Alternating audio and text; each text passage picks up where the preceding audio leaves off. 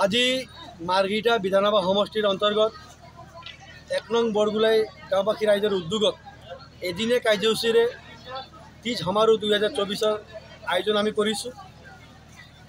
এই কাৰ্যসূচীত কেইবাটাও সাংস্কৃতিক প্ৰতিযোগিতাৰ লগতে সন্ধিয়াৰ ভাগত বৈজয়ন্তী দেৱী বঁটা আমি প্ৰদান কৰিম। মাননীয় বিধায়ক ভাস্কৰ শৰ্মা ডাঙৰীয়াৰ লগতে মাৰ্ঘিটা অঞ্চলৰ বিভিন্ন ক্ষেত্ৰত বিশিষ্ট ব্যক্তিসকলক আমি মুকলি সভাত অতিথি হিচাপে নিমন্ত্ৰণ কৰিছোঁ। আজি আপোনালোকে দেখিছে পুৱাৰ ভাগৰ পৰাই পতাকা উত্তোলন, স্মৃতি তৰ্পণ লগতে সাংস্কৃতিক প্ৰতিযোগিতা হৈছে আৰু এটা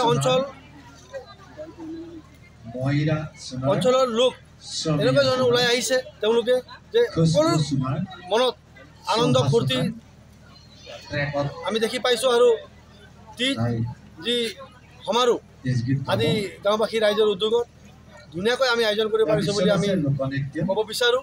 আৰু সমূহ ৰাইজক আজি দিনজোৰা যি কাৰ্যসূচী চলিব, কাৰ্যসূচীসমূহত আপোনালোকৰ অংশগ্ৰহণ বিচাৰিছোঁ। ৰাতি সাংস্কৃতিক সন্ধিয়াৰো আয়োজন কৰা হৈছে। জনপ্ৰিয় কণ্ঠশিল্পী এই সাংস্কৃতিক সন্ধিয়া গীতৰ শৰাই পৰিৱেশন কৰিব। গতিকে আমি সমূহ গীতপ্ৰেমী ৰাইজক আমাৰ এই দিনজোৰা কাৰ্যসূচীত আহি উপস্থিত থাকি তেওঁলোকে উপভোগ কৰিব বুলি আমি উদযাপন সমিতিৰ হৈ বিশেষভাৱে নিমন্ত্ৰণ আগবঢ়াইছোঁ।